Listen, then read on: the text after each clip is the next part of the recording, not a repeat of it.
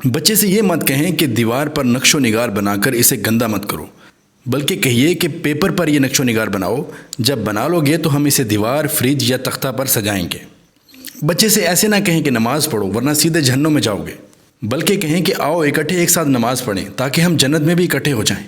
بچے سے یہ نہ کہیں کہ اٹھو اور اپنا کمرہ صاف کرو، کیا جنگل بنا رکھا ہے، بلکہ یہ کہیں کہ بیٹا کیا کمرے کی صفائی میں کوئی مدد چاہیے، کیونکہ تم تو ہمیشہ صفائی اور سلیقہ کو پسند رکھتے ہو۔ بچے سے یہ مت کہیں کہ کھیل کود چھوڑو، پڑھائی کرو، پڑھائی بہت اہم ہے، بلکہ کہیں کہ اگر آپ نے آج پڑھائی جلدی مکمل کر لی تو میں آپ کے ساتھ کھیلوں گا، یا ایسی کسی بھی سرگرمی کا حوالہ دیں جو اسے پسند ہو۔ بچے سے یہ نہ کہیں کہ اٹھو اور دانت برش کرو، میں تمہیں حکم دے رہی ہوں، بلکہ کہیں کہ میں تم سے بہت خوش ہوں اس لیے کہ تم ہمیشہ میرے کہے بغیر دانت صاف کر لیا کرتے ہو۔ بچے سے یہ نہ کہیں کہ بائیں کروٹ مت سویا کرو، بلکہ کہیں کہ ہمیں رسول اللہ صلی اللہ علیہ وآلہ وسلم نے سکھایا ہے کہ ہم دائیں کروٹ سویا کریں۔ بچے سے مت کہیں کہ چاکلیٹ نہ کھایا کرو تاکہ دانتوں میں کیڑا نہ لگے، بلکہ کہیں کہ میں نے دن میں ایک بار چاکلیٹ کھانے کی اجازت اس لیے دی ہے کہ میں جانتی ہوں کہ تم بہت سمجھدار ہو، اپنے دانتوں کی صفائی کا خوب خیال رکھتے ہو۔ یاد رکھیے کہ ہر لفظ اور ہر کام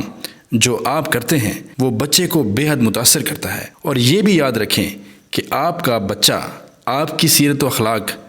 بلکہ آپ کا اپنا ہی تو عکس ہے۔ بچوں کی تعلیم و تربیت اور علمی و ادبی ویڈیوز دیکھنے کے لیے ہمارا channel the art of teach subscribe کیجئے اور ساتھ والا بیل آئیکن کا بٹن دبانا مت بھولیے گا تاکہ ہر آنے والی اپڈیٹ آپ کو بآسانی ملتی رہے۔